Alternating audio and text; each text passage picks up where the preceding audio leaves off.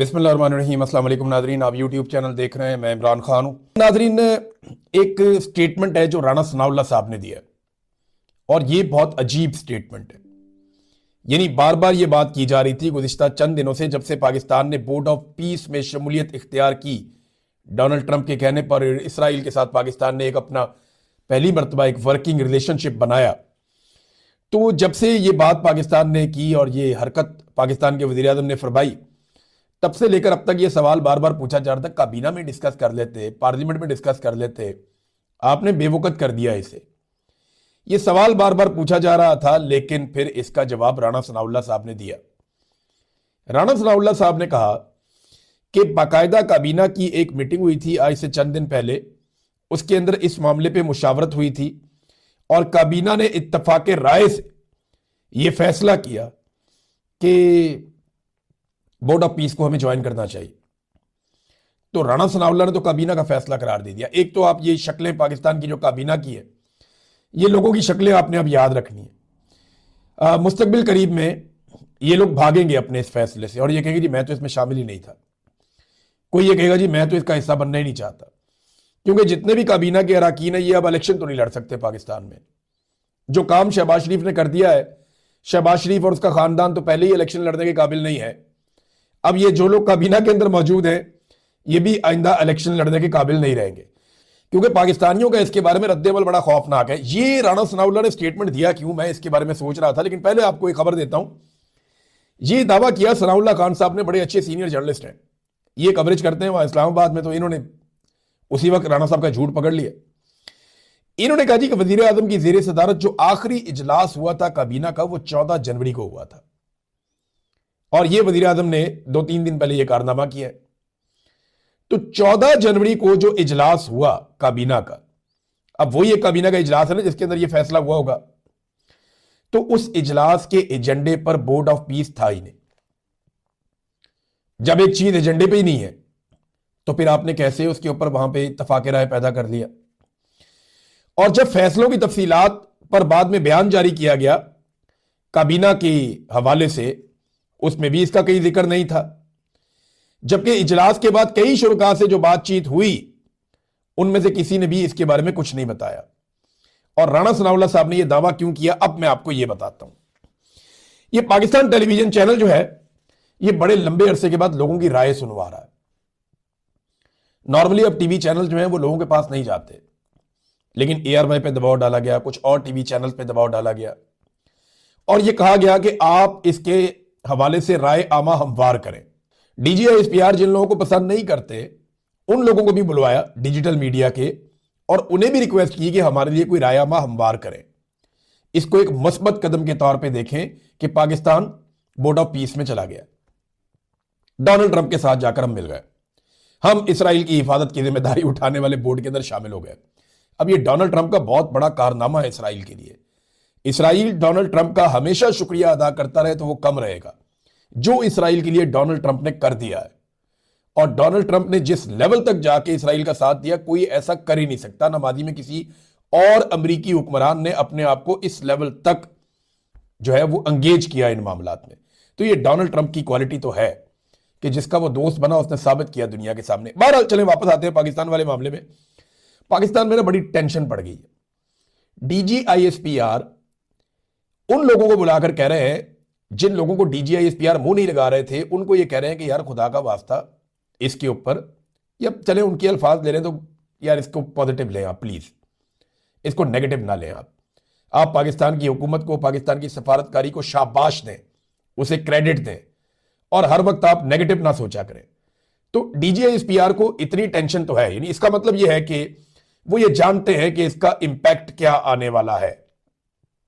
तो छोटी चीज नहीं की इन्होंने बोर्ड ऑफ पीस में जाके, ये अभी और भी चंद चीजें इन्होंने फ्यूचर में करनी है, तो ये उसके लिए ग्राउंड बना रहे हैं। तो PTV के ऊपर जो है वो वॉक्स पॉप्स चलाए गए लोगों के, यानी ये लोगों की बातचीत सुनवाई गई कि जी बड़ा जबरदस्त काम किया जी, ये बोर्ड ऑफ पीस में जाके जी कमाल काम कर दिया जी, बोर्ड ऑफ पीस में जाके फलस्तीनियों की तो लहरें बहरे हो गई जनाब, ये तो हमेशा कत्लेआम खत्म हो जाएगा, नस्ल कुशी बंद हो जाएगी, फलस्तीनियों का तो किस्मत संवर गई, पाकिस्तान ने कमाल कर, वो इस किस्म के जो है वो इकट्ठे करके चलवा दिए टीवी चैनलों पे। तो हमने सोचा हम भी सर्वे कर लें। तो एक सर्वे किया सदीक जान साहब ने, उसमें 96% लोगों ने कहा जी हम इस बात के खिलाफ हैं कि पाकिस्तान बोर्ड ऑफ पीस के अंदर जाए। मैंने एक सर्वे करवाया, मैंने जरा सर्वे एक अलग तरीके से करवाया, और वो करवाने का मकसद ये था कि इन्होंने ना कुछ बोट्स हायर किए हुए हैं, और ये करते ही हैं कि आप कोई सर्वे करवाते हैं तो ये ऑटोमेटिकली पैसा लगा के उसके अंदर तो ये अपनी परसेंटेज बढ़ा देते हैं वोटिंग के अंदर। तो उसका एक तोड़ है बड़ा आसान कि आप लोगों को है कि कमेंट के अंदर आप 1 या 2 लिखकर जवाब दे दें। अगर आप ये चाहते हैं कि पाकिस्तान बोर्ड ऑफ पीस का मेंबर बने, अच्छी बात है, तो आप हाँ पे ऊपर क्लिक करें, 1 लिखें, और अगर आपको लगता है कि ये गलत हुआ तो फिर आप 2 लिख दें। तो हमने जनाब चेक किया, हजारों लोगों ने इसके ऊपर जवाब दिया, बहुत बड़ी तादाद में लोगों ने इसके ऊपर रिस्पॉन्ड किया, और 1% से भी कम वोट पड़े हैं उन लोगों के जो कहते हैं कि ठीक किया पाकिस्तान में ये बोर्ड ऑफ पीस के अंदर जाकर। यानी इस काम में जो वजीर आजम शहबाज शरीफ ने किया, शहबाज शरीफ की हमायत में 1% से भी कम, 200-250 कमेंट्स के बाद एक कमेंट आता था, यानी आधा फीसद भी नहीं निकला। ये हालात हैं। तो अब ये पीटीवी जो चला रहा है वो तो 100% यही चला रहा है कि जी बहुत अच्छा हो गया। लोगों की राय बड़ी खौफनाक है। पाकिस्तान की मिलिट्री एस्टेब्लिशमेंट इससे डरी हुई है। उन्होंने कहा जी ये सारा मलबा कोई और अपने ऊपर उठाए, हम क्यों उठाएं खाली अपने ऊपर। लेकिन एक गलती हो गई, फील्ड मार्शल खुद पहुंच गए वहां पे। डोनाल्ड ट्रंप को मिलना भी बड़ा जरूरी होता है ना, दाल लग जाता मुलाकात भी हो सकती थी। तो फील्ड मार्शल खुद पहुंच गए स्विट्जरलैंड में, और वहां जाके उन्होंने सामने बैठना भी पसंद फरमा लिया। बकौल अंसार अब्बासी के डोनाल्ड ट्रंप ने कहा मेरा फेवरेट फील्ड मार्शल की तरह, वो बैठे, दिखाया भी अंसार अब्बासी साहब के बकौल, ये एपिसोड भी वहां पे हुआ। अब सवाल यह पैदा होता है कि ये इससे जान क्यों छुड़ा रहे हैं। देखिए पाकिस्तान की जो फौज है, मिलिट्री एस्टेब्लिशमेंट ने हमेशा से इसके ऊपर एक कवर बड़ा जबरदस्त बनाकर रखा कि ये अल्लाह की फौज है, ये अल्लाह के लिए लड़ते हैं। कुछ अर्सा पहले पाकिस्तान के आर्मी चीफ का भी हम ये स्टेटमेंट सुन रहे थे, फौजियों के साथ खड़े होकर वो कह रहे थे कि आप अल्लाह की फौज हैं, आप अल्लाह के लिए लड़ते हैं। ये जो एक मिथ बड़े लंबे अरसे से चली आ रही थी ना, ये अब फारिग हो जाएगी। जब ये फौज गजा पहुंचेगी ना तो फिर ये मिथ फारिग हो जाएगी। ये एक प्रोफेशनल फौज है, ये बिल्कुल प्रोफेशनल फौज की तरह लड़ती है। ये अल्लाह की फौज या अल्लाह के लिए लड़ना या जहाद करना वो एक अलग चीज होती है। वो इस्लाम की खातिर लड़ाई लड़ना, मजलूमों के साथ खड़े हो जाना, या पाकिस्तान में मजलूमों को मार मार के तबाह कर दिया मिलिट्री एस्टेब्लिशमेंट ने या फौजी क़यादत ने, बेड़ा गर्क कर दिया, औरतों को पकड़ के जेलों में डाल दिया। अभी ईमान मजारी को उठा के डीजी ISPR ने ख्वाहिश का इजहार किया था ना कुछ दिन पहले, तो अमल दरामद हो गया, पकड़ के अंदर डाल दिया। अगर ईमान मजारी साहिबा ने जो कुछ बोला उसका आप तकाबली जायजा ले लेना, जो मरियम नवाज ने और मरियम औरंगजेब ने बोला उसका अशरे अशीर भी नहीं है। लेकिन क्योंकि इस वक्त मिलिट्री एस्टेब्लिशमेंट के सर पे खून चढ़ा हुआ, पकड़ के डालो, उसको भी अंदर डालो। गिच्ची से और नेफे से पकड़ के खातून को उठा के अंदर डाल दिया। उनकी वालदा कहती है मेरी बेटी जो है वो उसको मार भी सकते हैं, कोई पता नहीं इनका।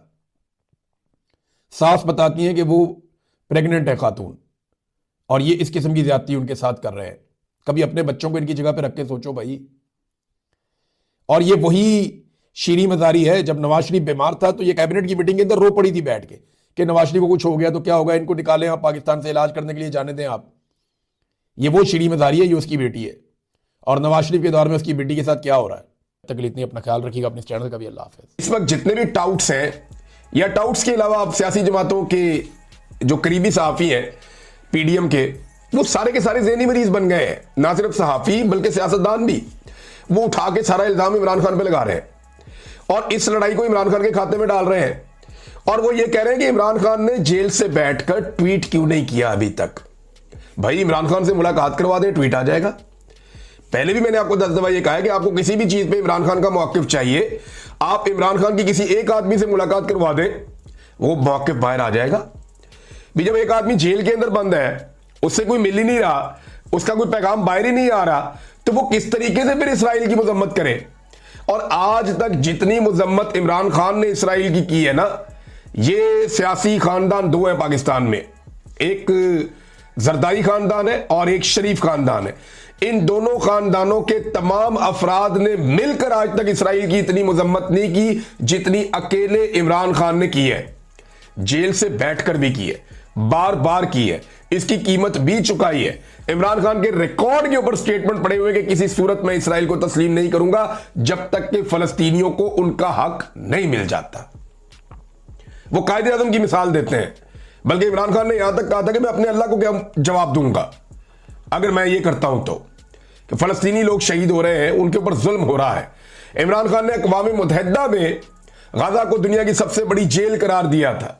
इमरान खान ने दुनिया में बताया था कि इसराइल क्या कर रहा है, और आज इमरान खान को ये कहते हैं यहूदी एजेंट। यही ख्वाजा आसिफ, यहां स्टेटमेंट पड़ा हुआ मेरे सामने, मैं आपको सुनवा भी सकता हूं, लेकिन मैं आपको बता देता हूं ख्वाजा आसिफ ने कहा क्या था। यही ख्वाजा आसिफ जब अमेरिका में जाते हैं तो वहां जाकर कहते हैं कि हम बड़े लिबरल लोग हैं, हम बड़े खुले डुल्ले लोग हैं, हम यहूदियों के साथ, ईसाइयों के साथ, सबके साथ चल लेते हैं। यानी ये ख्वाजा आसिफ साहब के वहां पे इस किस्म की बातें थी ना। और इमरान खान जो है ना वो कट्टर मजहबी किस्म का आदमी है, तो उससे आप उम्मीद ना रखें। यानी लुब्बे लुबाब ये था वहां कहने का कि हम लिबरल हैं, इमरान खान मजहबी है और इमरान खान के फॉलोअर भी मजहबी हैं। ये जाकर अमेरिका में ख्वाजा आसिफ ने स्टेटमेंट दिया था। लेकिन वही ख्वाजा आसिफ जब पाकिस्तान पहुंचता है तो यहां पे आके कहता नहीं, इमरान खान जो है ना वो यहूदी एजेंट है। अंदाजा करें आप अंदाजा करें इनकी मुनाफकत का, आप अंदाजा करें इनके झूठ का, इनके फ्रॉड का, इनकी बेईमानी का। और आज एक आदमी को जकड़ के जंजीरों के अंदर कह रहे हैं ट्वीट क्यों नहीं कर रहा। भाई उससे तुम किसी को मिलवाओ और फिर देखो वो ऐसा ट्वीट करेगा या ऐसा स्टेटमेंट देगा कि जो नवाज शरीफ कभी सोच भी नहीं सकता। नवाज शरीफ और जरदारी दोनों बाहर है ना, उनसे कोई नहीं पूछता कि क्यों नहीं अभी तक ट्वीट किया। भाई नवाज शरीफ ने आखिरी ट्वीट क्या किया था? नवाज शरीफ ने यही बात की थी ना नरेंद्र मोदी के बारे में कि नरेंद्र मोदी साहब जहाज आपका गिर गया, मुझे बड़ा अफसोस हुआ। वो नरेंद्र मोदी जिसका मियां साहब कभी नाम भी नहीं लेते थे, जहाज गिरने पे उसका नाम लिया उन्होंने। और अब इस मामले में नवाज शरीफ साहब कहां खड़े हैं? वो क्यों नहीं ईरान के हक में ट्वीट कर रहे हैं? वो क्यों नहीं इसराइल के खिलाफ ट्वीट कर रहे हैं? जब लोग दबाव डालेंगे, बहुत ज्यादा प्रेशर आएगा, फिर एक गोल मोल किस्म का ट्वीट करेंगे। छोड़े ना इमरान खान को, देखें आपको पता चलता है ट्वीट कैसे होता है। तो ये जो बाहर बैठा हुआ एक आदमी है जो पाकिस्तान में 3 दफा वजीर आजम रहा, उससे कोई नहीं पूछ रहा। वो जो जेल के अंदर बंद है, जिससे मुलाकात बंद की हुई है, उससे पूछ रहे हैं। तो नादरीन ये इस वक्त सूरत हाल है। नादरीन ईरान ने एक और दावा किया, और वो दावा ये है कि एक और F-35 गिरा दिया गया है। ये अमेरिकी साख्ता जहाज है 5th जनरेशन का, और वो कह रहे हैं जी हमने एक इसराइली पायलट भी पकड़ लिया है। अब अगर ये खबर दुरुस्त है तो ये बहुत बड़ी खबर है, ये बहुत बड़ी डेवलपमेंट है कि एक पायलट भी पकड़ लिया इसराइली, और एक और तैयारा गिरा दिया, वो भी F-35, जिसे इसराइली पायलट इस्तेमाल करते हैं। तो ये तो ईरान की बहुत बड़ी कामयाबी हो सकती है, और ईरानी मीडिया इसका दावा लगातार कर रहा है। नाज़रीन नेतन्याहू की घबराहट देखी जा सकती है उसकी लेटेस्ट वीडियो के अंदर, और उसमें नेतन्याहू ने ईरानी अवाम से एक दरखास्त की है कि वो हुकूमत को तब्दील कर दें ईरान में। इनको इस बात का आइडिया नहीं है कि जब लड़ाई हो जाती है ना, तो जितनी मर्जी सियासी मुखालफत हो सारे इकट्ठे हो जाते हैं। पाकिस्तान और इंडिया की लड़ाई में सारे इकट्ठे हो गए थे ना, सियासी मुखालफत के बावजूद। तो ये नेतन्याहू को ये वाली बात समझ नहीं आती। आज ईरान के अंदर अगर लोग ईरानी हुकूमत से खुश नहीं भी हैं, तो वो भी ईरानी हुकूमत के साथ खड़े होंगे, ईरानी फौज के साथ खड़े होंगे। ये आप नहीं कर सकते। इसके लिए आपको 2 चीजें करनी पड़ेंगी। या तो इसराइल आकर ईरानी सरजमीन पे उतरे, क्या वो ये जुर्रत कर सकता है? कभी नहीं कर सकता, वो मुकाबला ही नहीं कर सकते इनका। या वो अंदर बगावत पैदा करें, तो वो बगावत तो हो नहीं सकती, उनका कंट्रोल बहुत अच्छा है। तो यहां पे नेतन्याहू की घबराहट और परेशानी नजर आ रही है, उसकी बौखलाहट नजर आ रही है कि अब वो ईरानी अवाम से भी अपील कर रहा है, क्योंकि मेरे ख्याल में उसको इस बात का आइडिया नहीं था कि इसराइल के अंदर जो इमारतें हैं वो ऐसे मलबे का ढेर बनेगी कभी, और ये ईरान कर गुजरेगा। इसमें एक चीज और क्लियर होती है, ऐसा लगता है कि इसराइली इंटेलिजेंस चाहे बहुत अच्छी है, लेकिन इस इंटेलिजेंस को ईरान की मुकम्मल सलाहियत का अंदाजा नहीं था। इन्हें इस बात का आइडिया नहीं था कि ईरान की सलाहियत किस लेवल पे है, और वो कहां तक जाकर अटैक कर सकता है, और वो क्या कर देगा। तो ईरान ने वो करके दिखा दिया। नाज़रीन मैं कुछ और चीजें आपके साथ शेयर करूंगा नेक्स्ट व्लॉग में, क्योंकि ये लड़ाई भी चल रही है और ये लड़ाई लंबी जाएगी, मुझे ऐसा लगता है। ये जल्दी रुकने वाली लड़ाई नहीं है। जिस तरीके से इसराइल ने इस लड़ाई को छेड़ा है, और जैसे अब मगरिब इसराइल के साथ खड़े हो रहा है, जैसे ईरान के साथ कुछ थोड़ी बहुत अलाइनमेंट हो रही है कुछ फोर्सेस की, तो ऐसा लगता है कि लंबी चलने वाली लड़ाई है, छोटी लड़ाई ये नहीं है। और ईरान बहुत बड़ी फौजी कुव्वत है, उसके बाद बहुत ज्यादा हथियार है। ये आपको आने वाले वक्त में पता चलेगा। वो कह रहे हैं जी हम अपना खैबर मिसाइल जो है वो भी दागेंगे, और दुनिया हैरान हो जाएगी। दुनिया को तब पता चलेगा कि हमारे पास कौन सा मिसाइल है और हमारे पास कौन सी टेक्नोलॉजी है। पाकिस्तान को भी ईरान के साथ खड़े होना चाहिए। उसके रीजन है, उसकी टेक्निकल रीजन मैं आपको बताता हूं वो क्या। जब इंडिया ने पाकिस्तान के ऊपर अटैक किया ना, तो इसराइल ने पूरी सपोर्ट की थी इंडिया की, और वो एक मरतबा नहीं की, वो हर मरतबा की है। इस्राएली वज़ीर आज़म का स्टेटमेंट मैंने आपको कल निकाल कर सुनाया था, जिसमें वो ये कह रहे थे कि हमारे पास मौका था, हमें चाहिए था कि पाकिस्तान को रोक देते कि पाकिस्तान एटमी कुव्वत ना बनता, यानी उस वक्त ये पाकिस्तान पे अटैक करते इंडिया के साथ मिलके, और ये चीजें थी भी। लेकिन अब आप ये देखें ना, पाकिस्तान सबूतों की बात कर रहा है, पाकिस्तान चीजें दिखा रहा है कि किस तरीके से भारत ने जो हथियार इस्तेमाल किए पाकिस्तान के खिलाफ, उनमें इस्राएली हथियार भी इस्तेमाल किए। ये पाकिस्तान की जानिब से दावा भी किया गया था। ये असद कैसर साहब ने इस पे एक स्टेटमेंट भी दिया। उन्होंने कहा जी भारतीय हमले में जो हथियार इस्तेमाल हुए थे वो इस्राएली थे और पाकिस्तान को इस पर संजीदा हिकमत अमली अपनानी होगी। और ये घिनौनी साजिश थी जो मिलकर की थी इन्होंने, भारत ने और इसराइल ने। तो देखें, जब भी भारत पाकिस्तान पे अटैक करता है तो इसराइल करता है ना भारत को सपोर्ट। तो अब ईरान की और इसराइल की लड़ाई है, तो अगर पाकिस्तान ईरान को सपोर्ट करेगा तो इसमें क्या गलत है? कुछ गलत नहीं है भी। जब इसराइल खुलकर भारत को सपोर्ट करता है कि मारो पाकिस्तान को, तो पाकिस्तान ईरान को सपोर्ट क्यों नहीं कर सकता कि मारो इसराइल को? फिर ये तो ऐसे को तो ऐसा है ना भी, जैसी करनी वैसी भरनी। यही तो इंटरनेशनल लॉ है, यही तो यानी ये यूनिवर्सल लॉ है कि आप जो करेंगे वो ये आपके सामने आएगा। इसराइल ने हमेशा भारत को सपोर्ट किया पाकिस्तान को मारने के लिए, तो अब उसी इसराइल के ऊपर जब ईरान अटैक कर रहा है या ईरान और इसराइल की लड़ाई चल रही है, तो पाकिस्तान को भी सपोर्ट करनी चाहिए ईरान को। ये तरीकाकार तो यही है ना। अगर इसराइल समझता है कि पाकिस्तान उसके लिए खतरा है, तो पाकिस्तान को भी यह समझना चाहिए कि इसराइल पाकिस्तान के लिए खतरा है, और हमेशा पाकिस्तान के खिलाफ पाकिस्तान के दुश्मनों की मदद की है इसराइल ने। अब यह मुतालबा पाकिस्तान के अंदर बहुत ज्यादा हो रहा है। लेकिन पाकिस्तान में ना बहुत सारे ऐसे लोग भी हैं जो आज भी इसराइल की तरफदारी कर रहे हैं, यानी खामोशी से कर रहे हैं लेकिन इसराइल की तरफदारी कर रहे हैं। कुछ लोगों ने आवाज उठाई, जैसे कि सेनेटर मुश्ताक साहब हैं। उन्होंने जब यह कहा कि उर्दन को ऐसा नहीं करना चाहिए कि उर्दन इसराइल से आने वाले हथियारों को नहीं रोक रहा अपनी एयर स्पेस में, और ईरान से आने वाले हथियारों को अपनी एयर स्पेस में रोक रहा है, यह ज्यादती है। उन्होंने ज्यादती के खिलाफ आवाज उठाई। तो अहमद कुरैशी साहब हैं एक जर्नलिस्ट, ये पाकिस्तान की मिलिट्री एस्टेब्लिशमेंट के बहुत करीब हैं, और इन्होंने इसराइल का दौरा भी किया था मुबैना तौर पर। तो अहमद कुरैशी साहब जो हैं ये मिलिट्री एस्टेब्लिशमेंट के ना सिर्फ करीब हैं, बल्कि मैं इन्हें अच्छी तरह जानता हूं। हैं तो ये जर्नलिस्ट, लेकिन इनके बारे में दावा है कि ये इसराइल को लेकर के एक अलग नुक्ता नजर रखते हैं, और इनके बारे में ये भी दावा है और मुबैना तौर पे इन्होंने इसराइल का दौरा भी किया हुआ है। और ये बात अभी जो है वो सेनेटर मुश्ताक साहब ने दोबारा से इनको गिनवाई भी है। मामला यह है नाजरीन कि अहमद कुरैशी साहब ये कहते हैं सेनेटर मुश्ताक साहब के गिले पे, आप अंदाजा करें ना किस तरफ चल रही है पाकिस्तान की पॉलिसी। ये वो लोग हैं जो फौज के बहुत करीब हैं या फौजी एस्टेब्लिशमेंट के बहुत करीब हैं। वो कहते हैं जी कि उर्दन के शाहीनों को सलाम है जो अपनी फिजाओं का दिफा कर रहे हैं। उर्दन के पास मशरिक वस्ता में कई बेहतरीन एयर फोर्सेस में से एक है उनकी एयर फोर्स। आपके इत्तेहादी खुमैनियों ने 1979 से उर्दन को खाना जंगी में धकेलने की कोशिश की है, जो नाकाम रही है। उर्दन को पूरा हक है कि वो ईरानी मिसाइल और ड्रोन गिराए और खुमैनियों के मंसूबे को नाकाम बनाए। ये जनाब अहमद कुरैशी साहब हैं जो इसराइल का दौरा भी करते हैं।